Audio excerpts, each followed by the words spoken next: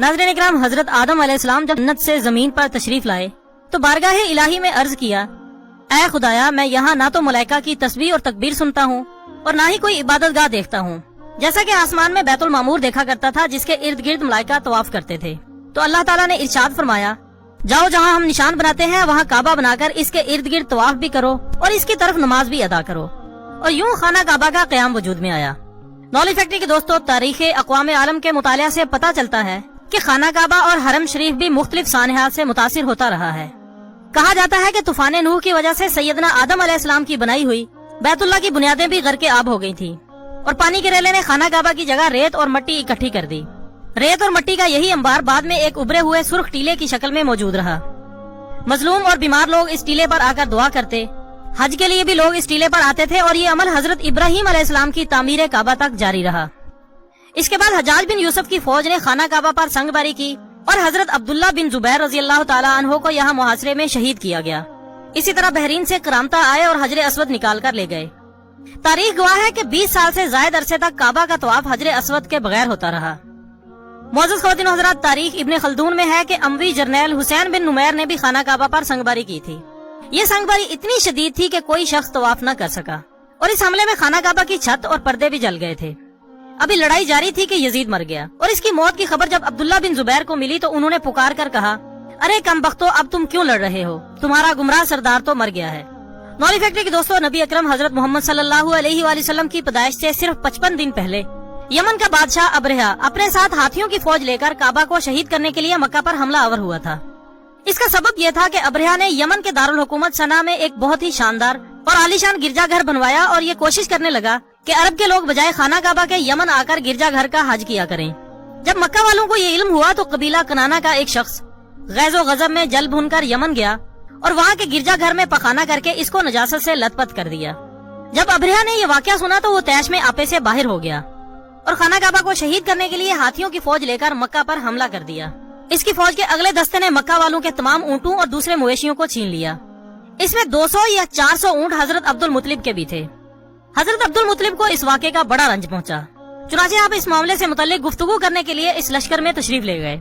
जब अब्रहा को मालूम हुआ कि कुरैश का सरदार इससे मुलाकात करने के लिए आया है तो इसने आपको अपने खेमे में बुला लिया और जब हजरत अब्दुल मुतलिब को देखा कि एक बुलंद कामत, रोबदार और नहायत ही हसीन और जमील आदमी है जिनकी पेशानी पर नूरे नबूवत का जाहो जलाल चमक रहा है, तो सूरत देखते ही अब्रहा बहुत मुतासिर हुआ और बेख्तियार तख्ते शाही से उतरकर आपकी ताजीम और तकरीम के लिए खड़ा हो गया और अपने बराबर बिठाकर दरियाफ्त किया कि कहिए सरदार कुरैश, यहाँ आपकी तशरीफ आवरी का क्या मकसद है? हजरत अब्दुल मुतलिब ने जवाब दिया कि हमारे ऊँट और बकरियां वगैरह जो आपके लश्कर के सिपाही ले आए हैं, आप इन सब मवेशियों को हमारे स्पुर्द कर दीजिए। ये सुनकर अब्रहा ने कहा कि ऐ सरदार कुरैश, मैं तो ये समझता था कि आप बहुत ही हौसलामंद और शानदार आदमी हैं, मगर आपने मुझसे अपने ऊँटों का सवाल करके मेरी नजरों में अपना वकार कम कर दिया है। ऊँट और बकरी की हकीकत ही क्या है? मैं तो आपके काबे को तोड़ फोड़ कर बर्बाद करने के लिए आया हुआ हूँ। तो आपने फरमाया कि काबा खुदा का घर है, वो अपने घर को खुद बचा लेगा, मुझे काबा की जरा भी फिक्र नहीं है। ये सुनकर अब्रहा अपने फिरौनी लहजे में कहने लगा कि ऐ सरदार मक्का, सुन लीजिए, मैं काबा को शहीद करके इसकी ईंट से ईंट बजा दूंगा और रूए जमीन पर इसका नामो निशान तक मिटा दूंगा, क्योंकि मक्का वालों ने मेरे गिरजाघर की बड़ी बेहुरमती की है। इसलिए मैं इसका इंतकाम लेने के लिए काबा को मिसमार कर देना जरूरी समझता हूँ।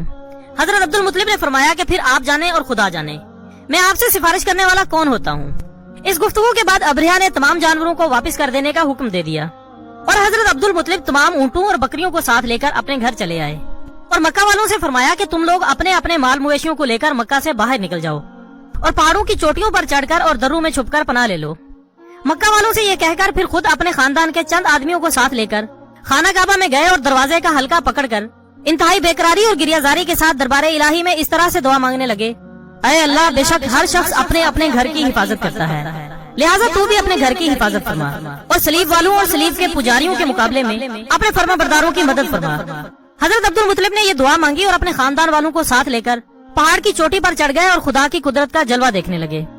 अब्रहा जब सुबह को काबा शहीद करने के लिए अपने लश्कर और हाथियों की कतार के साथ आगे बढ़ा तो खुद इसका हाथी, जिसका नाम महमूद था, एकदम बैठ गया। बार बार ललकारा मारा लेकिन हाथी नहीं उठा। इसी हाल में कहरे इलाही अबाबीलों की शक्ल में नमूदार हुए और नन्हे नन्हे परिंदे झुंड के झुंड, जिनकी चोंच और पंजों में 3-3 कंकरियां थीं, समंदर की जानिब से हरमे काबा की तरफ आने लगे। अबाबिलों के इन लश्करों ने अबरहा की फौजों पर इस जोरों शोर से संगबारी शुरू कर दी कि आन के आन में अबरहा के लश्कर और इसके हाथियों के परखच्चे उड़ गए। अबाबिलों की संगबारी खुदावंद कहार जब्बार के कहरो गजब की ऐसी मार थी कि जब कोई कंकर किसी हाथी सवार के सर पर पड़ती तो इस आदमी के बदन को चीरती हुई हाथी के बदन से पार हो जाती थी। अबरहा की फौज का एक आदमी भी जिंदा नहीं बचा और सबके सब अबरहा और इसके हाथियों समेत इस तरह हलाको बर्बाद हुए कि इनके जिस्मों की बोटियां टुकड़े टुकड़े होकर जमीन पर बिखर गईं। चुनाचे कुरान पाक की सूरत फील में अल्लाह ताला ने इस वाक़े का जिक्र कुछ इस तरह से इरशाद फरमाया है, तुमने देखा नहीं कि तुम्हारे रब ने हाथी वालों के साथ क्या किया? क्या इनके मकर को बेकार नहीं कर दिया और इन पर परिंदों के झुंड भेज दिए जो इन पर मट्टी और पत्थर की कंकरियां मार रहे थे। फिर इनका ये हाल कर दिया जैसे जानवरों का खाया हुआ भूस। दोस्तों, जब अबरहा और इसके लश्कर का ये अंजाम हुआ तो हजरत अब्दुल मुत्तलिब पहाड़ से नीचे उतरे और खुदा का शुक्र अदा किया और तमाम अहले अरब इनको एक बुजुर्ग की हैसियत से काबिल एहतराम समझने लगे। मौली फैक्ट्री के दोस्तों, अबरहा के इस अंजाम से बरसों पहले हसन बिन अब्दुल कलाल हुमैरी ने भी खाना काबा के माशी और इक्तिसादी पहलू की लालच में अपने इलाके में काबा तामीर करने का मंसूबा बनाया था ताकि हज और उम्रा करने वाले इधर का रुख करेंगे और सियासत और तजारती फायदे हासिल होंगे। मगर इसे मक्का में दाखिले की जरूरत न हुई, लेकिन इसने मक्का आने वाले काफिलों को लूटना शुरू कर दिया।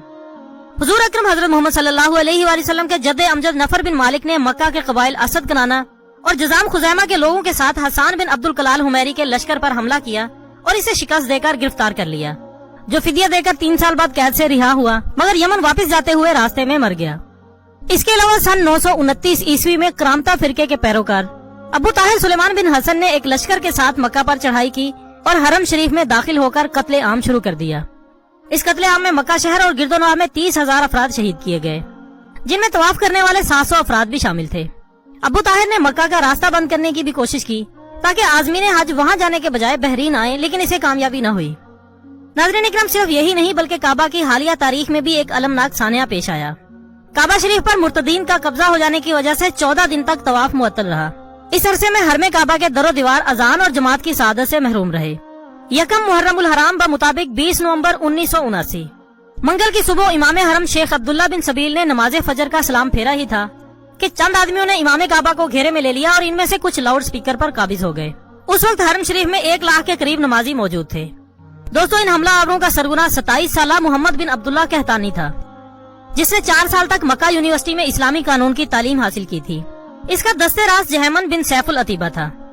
इन लोगों ने बड़ी बारीक बीनी से प्लानिंग करके जनाजों का बहरूप बनाकर 4 पाइयों के जरिए असलहा की बड़ी मिकदार तहखानों में जमा कर ली थी। जब तमाम तैयारियां मुकम्मल हो गई तो अचानक हरम के तमाम दरवाजे बंद करके इन पर अपने मुसल्लह अफराद खड़े कर दिए। फिर ग्रुप लीडर जहमन अल अतीबी नामी शख्स सामने आया और इसने अल मेहदी की आमद का ऐलान किया और अपने एक साथी को सामने बुलाकर इसका तारुफ करवाया कि ये मोहम्मद बिन अब्दुल्ला हैं। नाम नेहाद मेहदी ने भी माइक पर ऐलान किया कि मैं नई सदी का मेहदी हूँ, मेरे हाथ पर सब लोग बैत करेंगे। इस गुमराह टोले ने मुकामे इब्राहिम के पास जाकर गोलियों और संगीनों के साये में लोगों को डराते धमकाते हुए बैत शुरू करवा दी। सऊदी हुक्मरान शाह खालिद ने 32 उलमा पर मुश्तमिल सुप्रीम काउंसिल का इजलास फौरी तौर पर तलब कर लिया। उलमा इकराम ने कुरान और हदीस की रोशनी में मुतफिका तौर पर फैसला किया कि मुसल्लह अफराद के खिलाफ कार्रवाई शरीयत के ऐन मुताबिक है। इस फतवे की रोशनी में बैतुल्लाह के तकद्दुस के पेश नजर भारी असला इस्तेमाल करने से गुरेज किया गया। सऊदी हुकूमत ने इस वाक़े से निपटने के लिए अपनी फौज भेजी, लेकिन खाना काबा के तकद्दुस और कम तरबियत की वजह से सऊदी फौजी बगावत करने वालों के खिलाफ मुतासिर कुन कार्रवाई करने में नाकाम रहे। मुसलसल नाकामी के बाद सऊदी हुकूमत ने पाकिस्तानी फौज से मदद तलब की तो सऊदी एहलकार और पाक फौज के जवान अपनी हिकमत अमली की मदद से 4 दिसंबर को ये बगावत बिलाखिर खत्म करने में कामयाब हुए। इस वाक़े में मस्जिद की इमारत को शदीद नुकसान हुआ, लेकिन खाना काबा महफूज रहा। मुर्तदीन का मुकम्मल सफाया करने के बाद 7 दिसंबर 1979 को दोबारा हरम शरीफ को इबादत के लिए खोला गया। इस लड़ाई में 75 बागी मारे गए और जहमन अल अतीबी समेत 60 से ज्यादा शिद्दत पसंदों को हिरासत में ले लिया गया, जिन्हें जनवरी 1980 में सजाए मौत सुनाई गई और बिलाखिर सबके सर कलम कर दिए गए।